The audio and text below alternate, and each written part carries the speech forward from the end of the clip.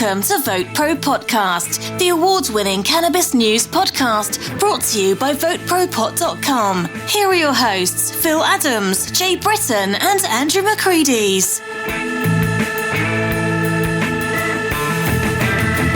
How far back does cannabis agriculture go? Jay's got the answer, and he's going to share that with us. That's because he lives in Virginia and it's legal to grow now. New York airports are no longer confiscating weed. How about that? Yeah. And we now know that cannabis is indeed a performance-enhancing drug, but only for one particular sport. And we'll let you know what that is. That's a mystery. Well, folks, thanks again for joining us here on VoteProPot-Cast. We're glad to have you with us. Got a lot of cool stuff today, Got a lot of cool stuff today talking about. How you doing, Jay? I'm doing great. What's up with you, man? Well, before we start, I got a question for you guys. You guys didn't prep you for this. You guys been following the Jeff Bezos, Richard Branson... Rocket Man? Rocket Man. No? Really? All these billionaires are going into space, yeah, it's great. man. I think it's great. It's great. Yeah, it's great. It's cool, man. You can afford it. But I guess my question, would you guys go if you had the opportunity? Oh, hell yeah. Would you? I don't know, I wouldn't man. think twice. No kidding, really? Wouldn't think twice. Well, you're the guy who loves to go scuba diving and all that shit. I just, that shit freaks me out. I would think man. twice, I would think but I'd more than probably twice. go. Well, let me ask you this, Andrew. Who would you choose if it was between Bezos, Elon Musk, and Richard Branson? Which one would... Sir Richard in a heartbeat. Really? He had a fucking Virgin Records. Come on. The guy true. fucking, he knows the difference between, Bebop and Dixieland, Yeah, that's Yeah, true. you He'd could be talk fun. music with him if you're... And also, for the cool 4 guy to minutes party that with. you're going to be in space. Elon is cool, but Elon, if you ever notice, he doesn't go up in the rockets. No, that's right. No. But did you know that he put $10,000 down to, him and Bezos are like best friends. Are they really? I didn't know that. Are good buddies, yeah. He put down 10 grand. No, not. I said Bezos. I meant to say Branson. He put 10 grand down for a trip on Branson's Virgin Galactica.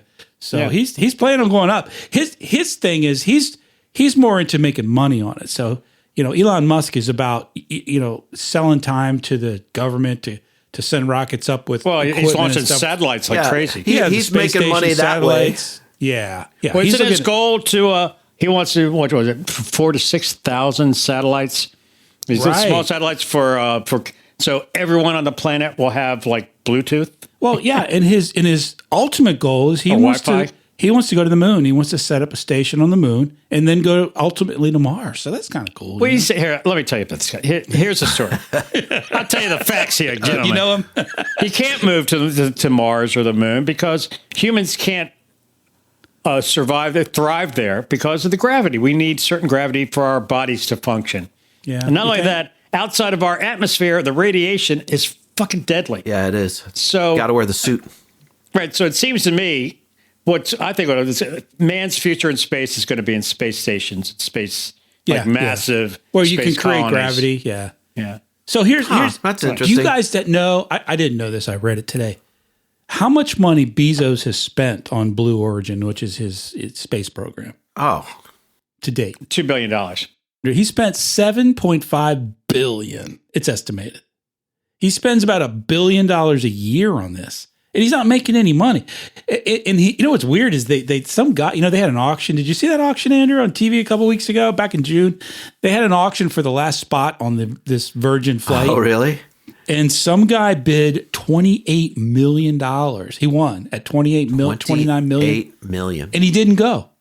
He backed out. He backed out at the last minute because scheduling conflicts. Scheduling. Anyway, I don't know. I think the whole thing's kind of cool.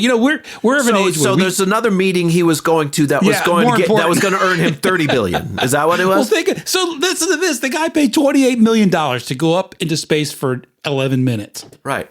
Somebody's got too much money. Yeah. Or more money than sense or something. Yeah. But, I was just going to say real quick, we grew up, the three of us are the same age, and we grew up in the age of NASA. Yep. We grew up in the age of the Apollo program. Mercury, Gemini. It was a Apollo. huge part of our life as back teenagers. then they called it Gemini for some reason. Gemini. The Gemini Yeah, program. the Gemini program. So we have a place in our heart for space, I think. Yeah, at our age. yeah. I was a big NASA I'm all head. for it. I'm all for it. Me too. Some people are saying they're wasting their time and it's just vanity. But what they're doing has to be making some kind of advancements.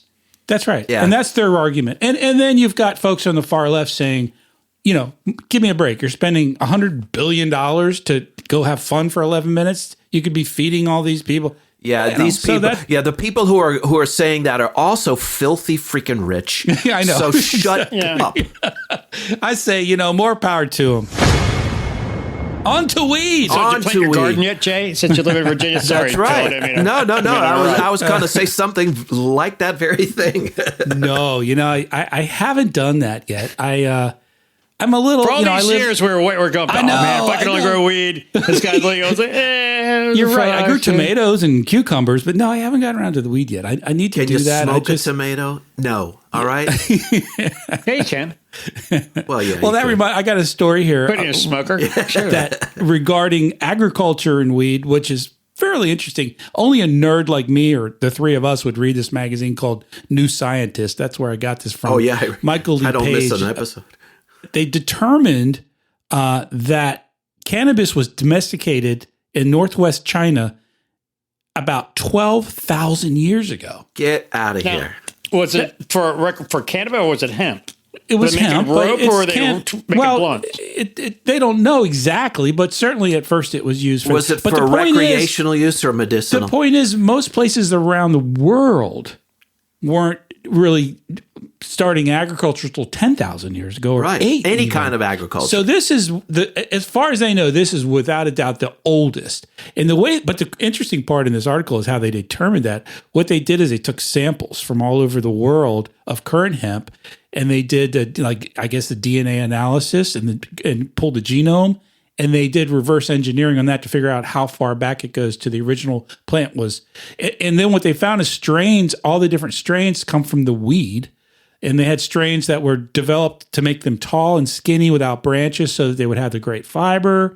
And they found strains a couple thousand years later where it was grown to have higher THC for medicine. So not only is it interesting from a hemp standpoint and from a cannabis standpoint, but from a scientific standpoint on agriculture, it really takes the date back even further than what most scientists thought. And, if you're a nerd like us and you follow this stuff and you follow DNA, it's pretty freaking amazing the advances that have been made in all different branches of science because of DNA and understanding the genome and how to get it. Yeah. They've been able to determine, human evolution and animal evolution, plant evolution. Answered so many questions. So that's my nerd. That's my nerd moment for the week. Your geek out moment. But that's interesting stuff. I mean, 12,000 years ago they were growing this stuff, and of course it's going to get a planter. Eventually, you figure it's going to cause the downfall of humanity, right? Sometime after 12,000 years, it's bound to happen.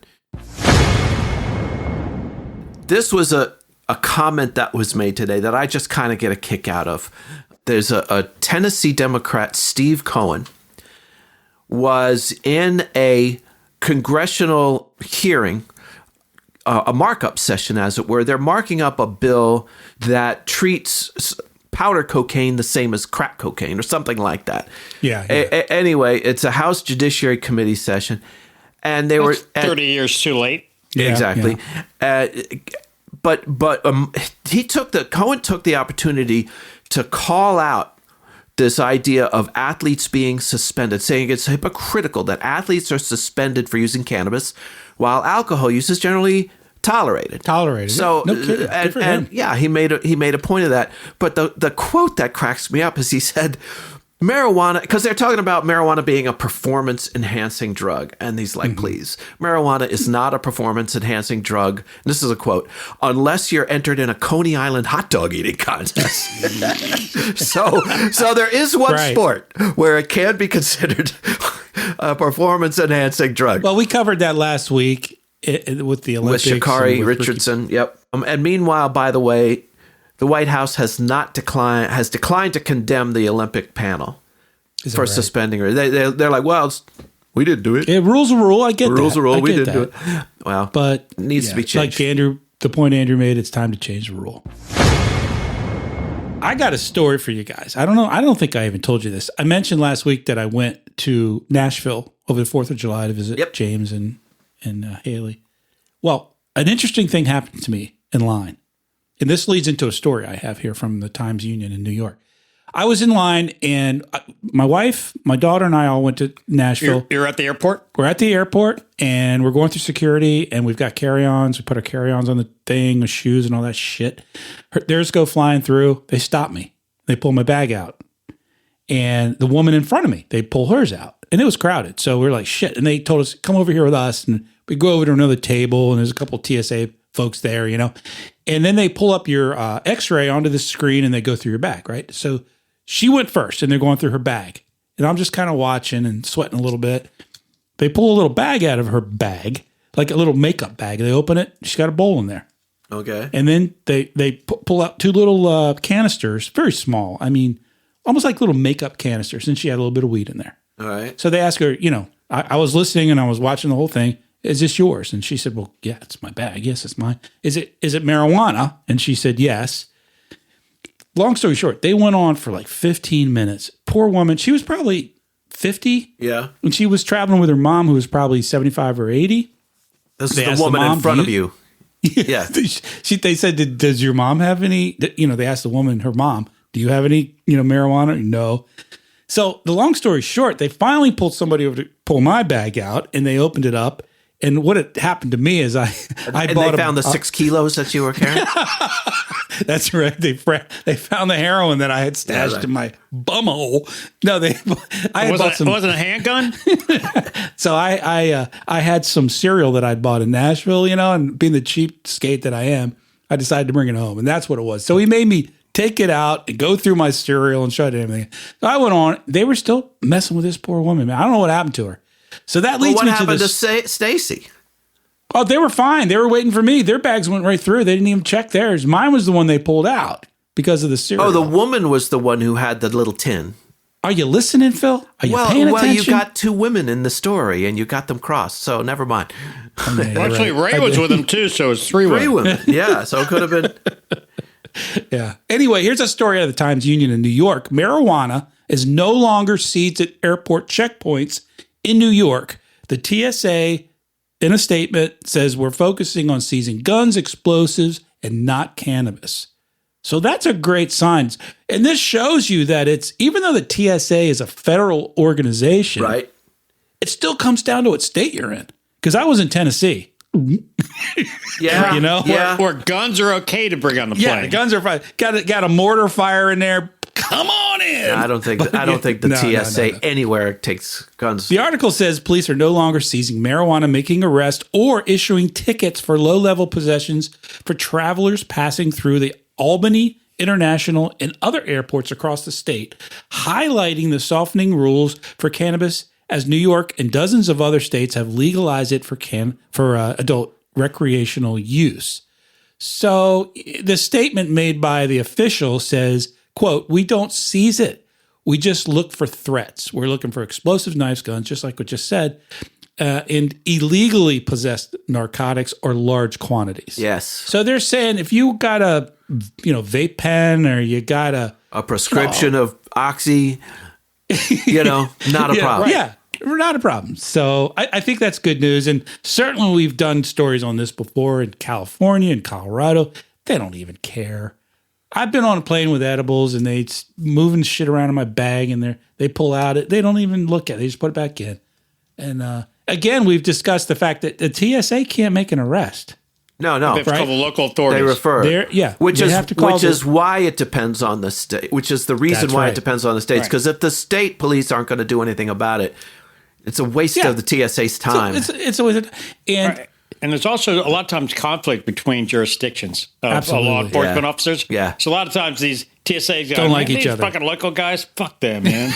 Yeah. Well, I mean, it's important to understand that when you're traveling, once you're in airport property, you're on federal jurisdiction. So the federal law does take precedent, but still, the TSA is basically saying in more and more places now, that's not what we're looking for. And they've announced it on their Twitter page too. We're not, if you've got a gram of weed, It's not worth the hassle. We're not to write you a ticket. We're not going to stop you and call the cops and make you miss your plane to write your $25 ticket. It's pretty stupid. Yeah. What's a gram of weed going to do to anybody? Right. I mean, how's that going to fucking bring down civilization? I was sweating bunnies. I didn't have anything in my bag, and I was still like, oh God. You're thinking. James called, oh, Dad, before you left, I fucking put a couple joints of great weed in your bag, man. Surprise. Enjoy, man. Yeah. Well, here's some good news. All right. Another study. Yay. Studies are cool. This study says that cannabis use is not linked to motivational loss. Now, I had to read that like 4 times. Like, what the fuck does that mean? And so basically this is saying that this doesn't make you a lazy couch dwelling slob. I saw that article. Did you see it? Yeah. But I didn't get around to reading it. Yeah, no. It says here, this is a normal yesterday. It says marijuana use by teens is not independently associated with an increased risk of so-called amotivational syndrome, according to longitudinal data published in the Journal of International Neuropsychological Society. Wow, that sounds really That's official, a mouthful. man. I don't even know what that means. That sounds like scientific and shit. Yeah. A team of researchers affiliated with Florida International University assessed the association between cannabis use and motivation in a cohort of 401 adolescents between the ages of 14 and 17 over a period of 2 years. So basically, they studied whether teenagers who were using cannabis lost motivation. Now, how do you guys feel? Like, Well, I'm trying to remember my teenage years. We're highly stonified, and yeah, we sure were. And it depends on motivated for what. Motivated to party? Sure, yeah. Motivated to, there's lots of things I was motivated for and other things, meh. I don't want this to come across wrong, but I kind of feel like it does impede my motivation. Any kind of intoxicant. Right. It's going to make you sort of change your plans. I honestly don't do a lot of cannabis anymore. I don't do it all the time because it does. I get lazy. If I'm home on a weekend and I wake and bake, I'm not going to get shit done that day. I know that much. I'm wondering, here's a study they need to do. Does sativa and does indica make you a couch lock, and sativa will, motivate you to cut your ass? I don't know. Now we did a story a couple years ago. Lots of stories that they're really, as far as that's concerned, not a dime's worth of difference between sativa, THC is THC, right? THC is THC between sativa and indica, or ruderalis for that matter. Exactly. It's strains. Plus, there's so many strains now. Right. How do you determine if one is sativa or indica? It's so hard to do that anymore with all the cross-pollination. Now, there are probably strains that will, relax you and sap you of your motivation, I suppose. Well, I think some people are saying it's the terpenes that do that. Is that right? I would think so, yeah. That's the difference. That might mellow you out a little more. Yeah. I thought that may open the door for the THC. Well, there are some that you can buy. You can talk to your, a bud tender about it. Which ones of these are going to help me relax?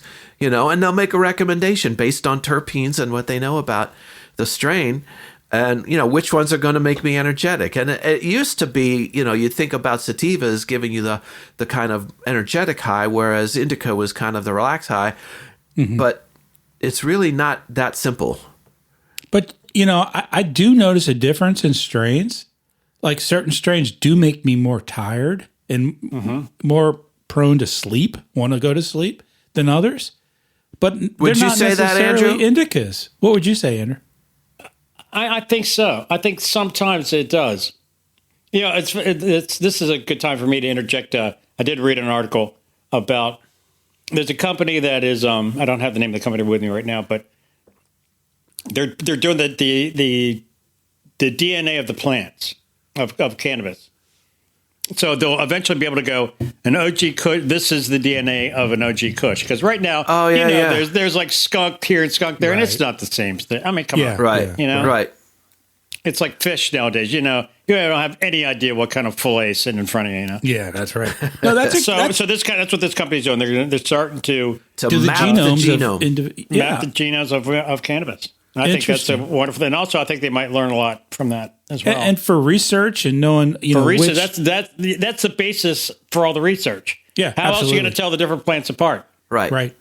Yeah, the different terpenes and all the different elements and compounds that are in the different strains. But as far as motivation is concerned, there was this ad back in the 90s, and it just showed these 3 teenage guys up in the bedroom doing bong hits, and the mother's downstairs yelling at them to get out and get a job, and they're just sitting up there laughing. And the caption at the end is, "When you smoke weed, nothing happens."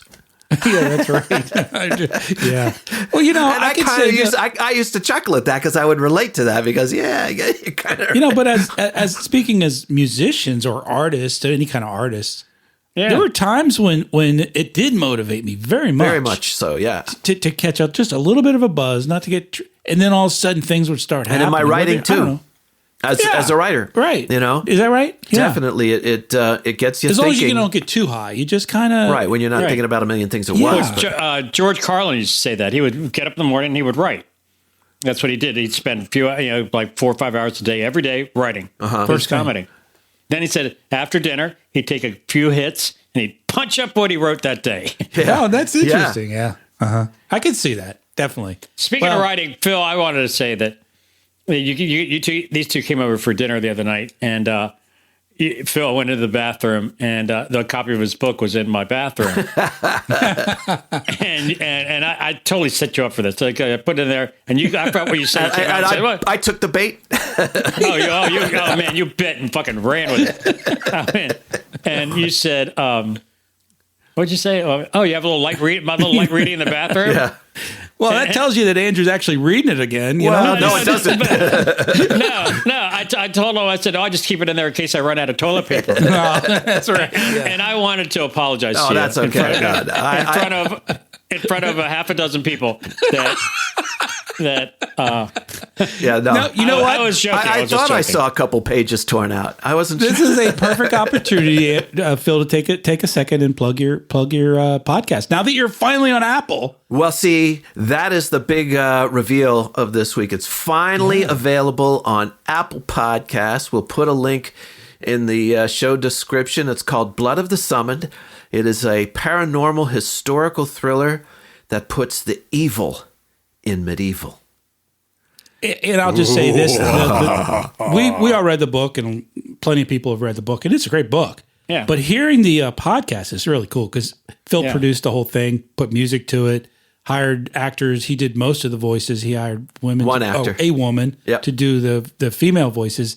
Makes it a lot of fun. It's like if you listen to the podcast, it's like listening to an old drama radio show kind of, and that's really coming back. Well, that's kind of what I was going for. I'm glad to hear that. No, and that's becoming a big thing in podcasting now. Is because I follow the podcast crap, and kind of these serial dramatic, like old time radio shows. Old time radio shows, but they're current. Obviously, they're modern. Right, but it's fiction. It's becoming big.